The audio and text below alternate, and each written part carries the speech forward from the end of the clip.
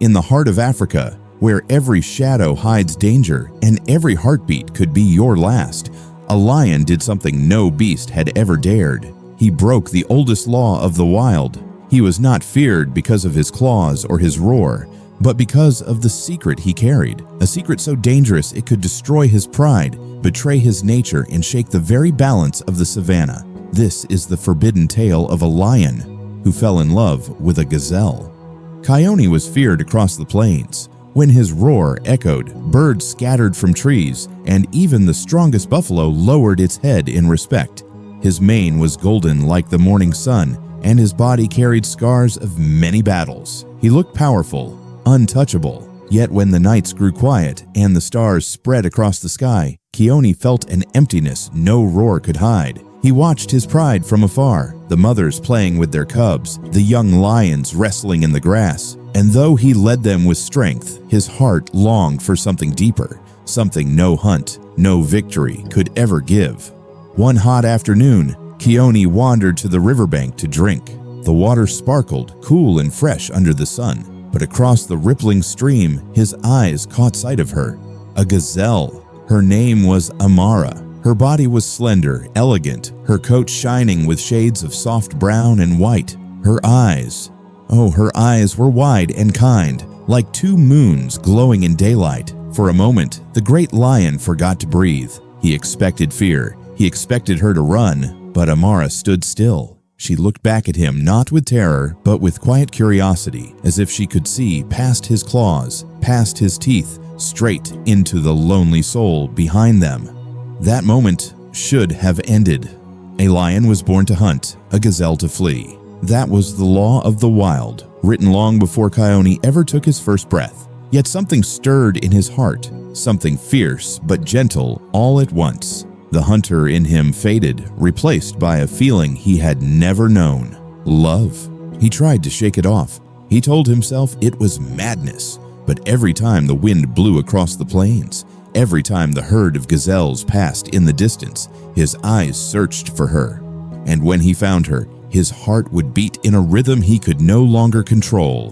Days turned into weeks, and the impossible began. Coyote and Amara started meeting in secret, under the shade of an ancient baobab tree, where roots twisted like the stories of ancestors. They found a world of their own.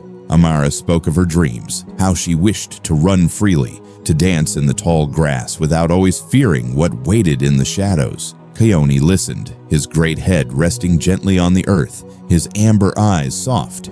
He spoke, too, of his burden as king, of the loneliness that came with power, of his wish for peace. In those secret moments, predator and prey disappeared. They were just two souls, finding comfort in each other's presence. But secrets cannot stay hidden in the wild. The savanna has many eyes, and whispers travel faster than the wind. Soon the other animals began to notice a lion walking too close to a gazelle not running when the shadow of death drew near. Murmurs rose. How can this be?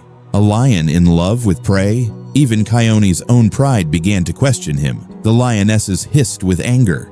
You are our king, yet you shame us. Love has made you weak. The wildebeests, the zebras, the elephants, all looked with disbelief. Nature itself seemed to hold its breath, waiting for the forbidden bond to shatter. Coyote stood on the edge of a hill one night, the moon painting silver across his mane. He looked down at the savanna, and for the first time he felt the weight of choice pressing upon him. Could he truly turn away from Amara? Could he silence the love that had awakened his soul? To stay meant betraying tradition, risking exile, perhaps even death. To leave meant breaking his own heart. His eyes filled with sorrow, and a single tear, something no lion had ever shed, rolled down his cheek. He whispered into the night, "What is a king without love? What is strength if it only leaves me empty?"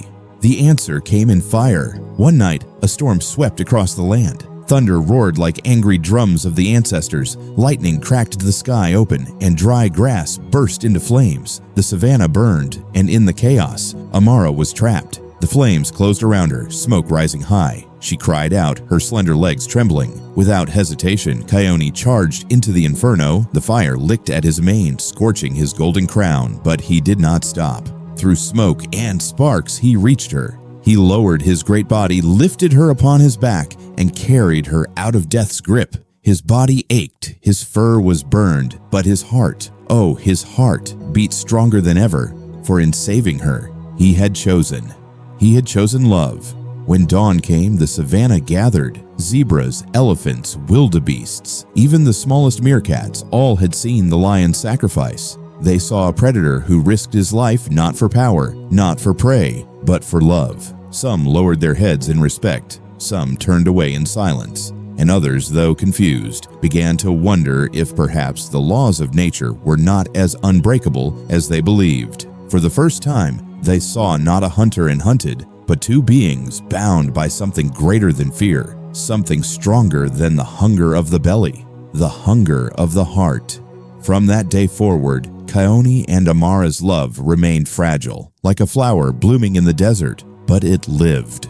They knew not all would accept them. They knew danger was always near, yet they chose each other again and again. And slowly, their story grew. Whispers of their bond floated on the wind, carried across the plains, until it became legend. A tale not of shame, but of courage. A reminder that love knows no boundaries, not of species, not of tradition, not even of nature's oldest laws. And so, when you hear the wind rustling through the tall grasses of the African savanna, listen closely. You may hear the roar of a lion softened into a purr, and the gentle steps of a gazelle that no longer runs. That is the spirit of Kaoni and Amara, the lion and the gazelle who dared to love.